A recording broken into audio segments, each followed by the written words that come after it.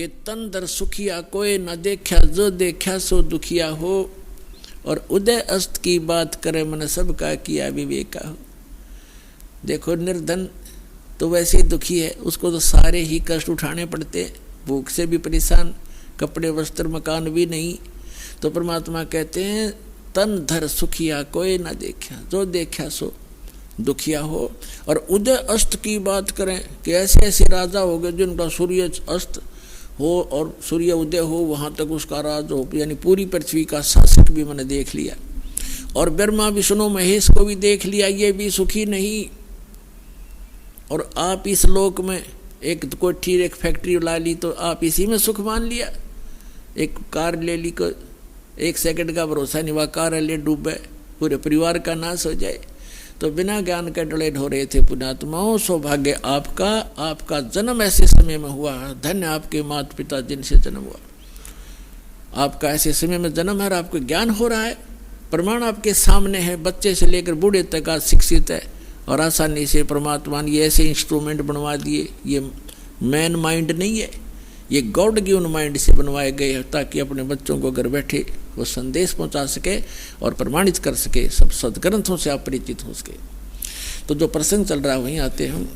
तो परमात्मा कहते हैं हमने तन दर सुखिया कोई ना देखा, जो देखा सो दुखिया हो। उदयस्त की बात करें, मैंने सबका किया विवेका हो।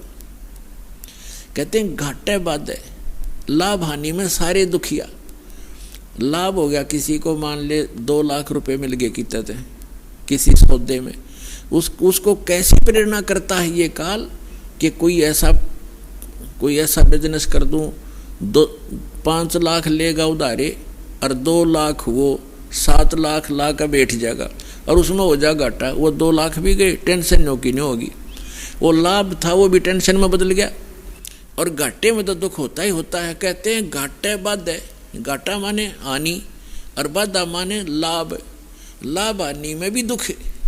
घाटे बाधे सब जग दुखिया। और के गृहस्थी बैरागी हो।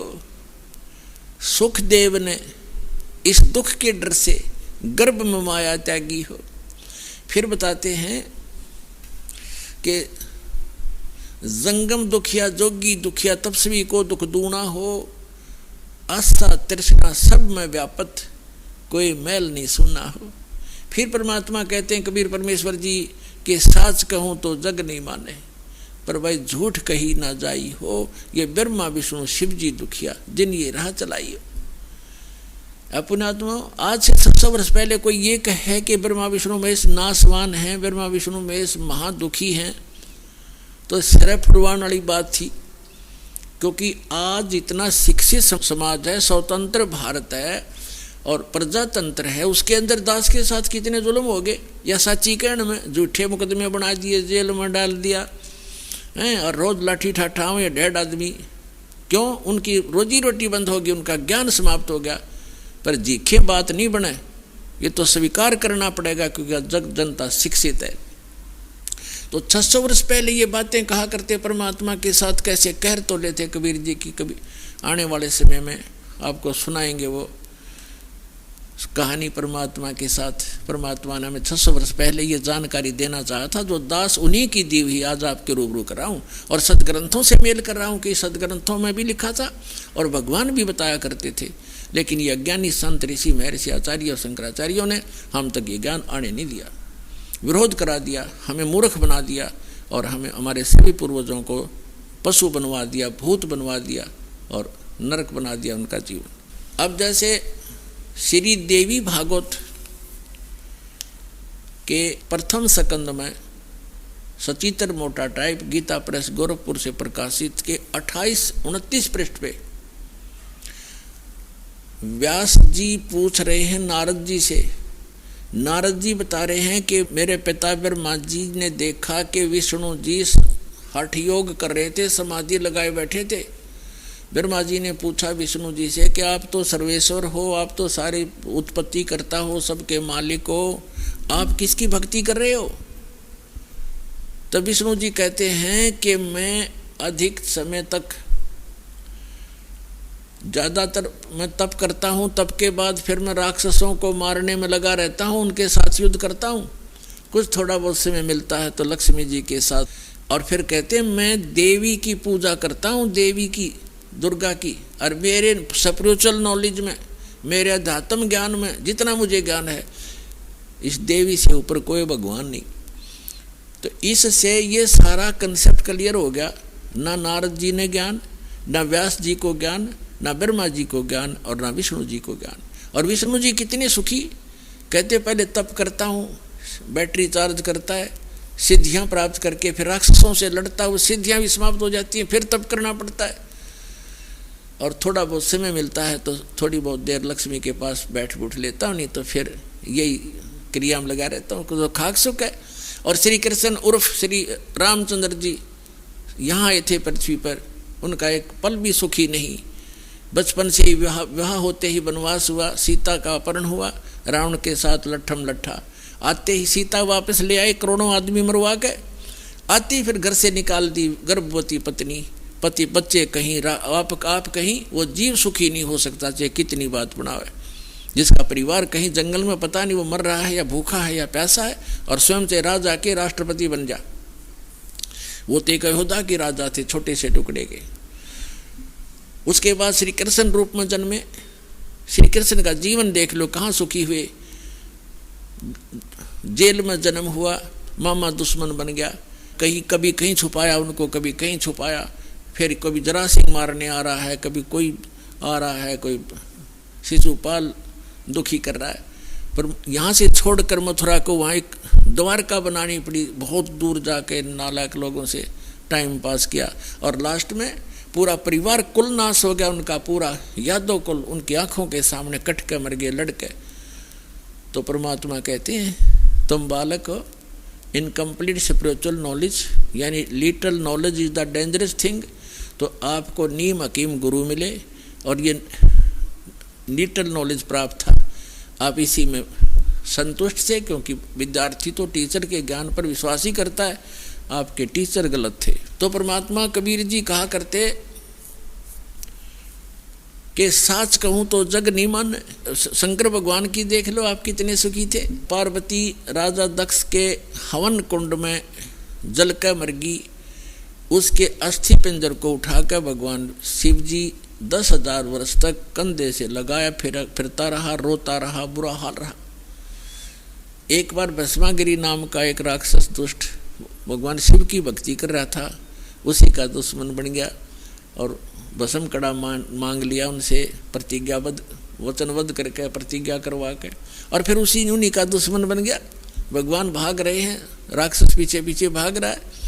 तो परमात्मा कहते हैं आप जी इतने रंग गए इस अज्ञान के रंग में कि ये बात सुनकर भी प्रसन्न नहीं हो, आपने ये सुननी पड़ेगी। जय कल्याण चाहते हो, ये सुननी पड़ेगी। तो क्या बताते हैं भगवान के साच कहूँ तो जग नहीं माने, और झूठ कही ना जाई हो, और ब्रह्मा विष्णु शिव जी दुखिया जिन ये राह चलाई हो। फिर बताते हैं कि सुरपति दुखिया भूपति दुखिया, रंग दुखी व प्रीति हो, कहे कबीर और सब दुखिया, एक संत सुखी मन जीती हो। कहते सुरपति, आप तो देखो निर्धन समझता है धनवान सुखी, धनी व्यक्ति सुखी होगा। अब धनी सोचता है कि ये राजा लोग सुखी होंगे, राजनेता सुखी होंगे। अब राजा लोग कहते हैं कि स्वर्ग में सुख होगा, यहां तो हम कति दुखी। स्वर्ग के देवता ये समझते हैं कि इंद्र सुखी है, हम तो इसके अधीन है, पराधीन, सुख सपने है नाई। अब इंद्र सपने में भी सुख नहीं इंद्र को। इंद्र की ऐसी दुर्गति आप पुराणों पढ़ कर देखो। एक दुर्वासा नाम के ऋषि थे, उसने इंद्र को एक माला भेंट कर दी। इंद्र हाथी पर बैठा जा रहा था, इंद्र ने वो माला हाथ में ऊपर से पकड़ ली हाथी पर ही, और हाथी के आगे एक प्लेटफार्म सा होता, काफ़ी चौड़ा स्थान हाथी का, वहाँ रख देते हैं। हाथी ने वो सूंड से पकड़कर माला और नीचे पटक दी। इस बात से दुर्वासा ऋषि कुपित हो गए और श्राप दे दिया इंद्र को कि तेरा सब वैभव नष्ट हो जाएगा। अब कुछ दिनों के बाद राजा वो इंद्र निर्धन हो गया, उसका राज राक्षसों ने लूट लिया, वो जंगल में भाग गया कि तो छुप कर टाइम पास किया। और भी पता नहीं कितनी कथाएं इस इंद्र के बारे में, बहुत कहने। इसका एक बार एक ऐसी बीमारी लग गई तो परमात्मा कहते हैं सुरपति दुखिया भूपति दुखिया रंग दुखी बपरीती हो, कहे कबीर और सब दुखिया एक संत सुखी मन जीती हो, संत सुखी मन जीती हो। तन दर सुखिया कोई न देखा, जो देखा सो दुखिया हो। उदय अस्त की बात करते हैं, मन सबको कियो विवेका हो, सबका किया विवेका हो। सुरपति दुखिया, भूपति पूरी पृथ्वी का मालिक भी दुखिया, राजा दुखिया। और रंग दुखी बपरीती हो, रंग निर्धन तो स्वाभाविक दुखी है। फिर परमात्मा कहते हैं कहे कबीर और सब दुखिया